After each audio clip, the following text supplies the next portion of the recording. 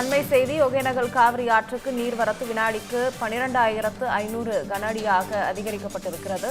கூடுதல் விவரங்களை செய்தியாளர் மாதையனிடம் கேட்கலாம். மாதையன், வணக்கம். விவரம்.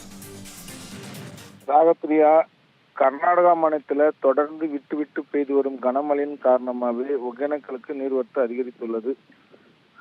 கேரளா வயநாடு பகுதியில் தொடர்ந்து கனமழை பெய்து வருவதால கர்நாடகா மாநிலத்தில் அமைந்துள்ள கிருஷ்ணசாகர் அணை, கபினி அணை முழு கொள்ளல் பெற்றதுனால பாதுகாப்பு கருதி கபினி அணையிலிருந்து வரும் தண்ணீரான அனைத்துமே உபரி நீராக திறக்கப்படுகிறது.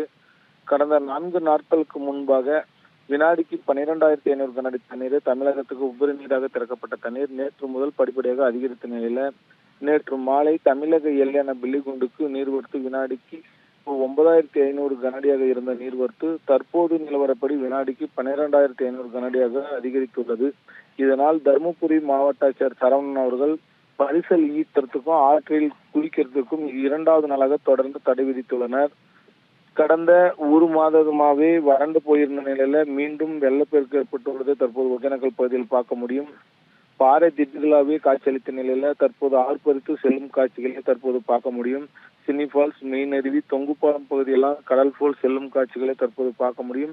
இந்த தண்ணீரானது இன்று மாலைக்குள் மேட்டூர் சென்று அடையும் என்று எதிர்பார்க்கப்படுகிறது. விவரங்களுக்கு நன்றி மாதையன்.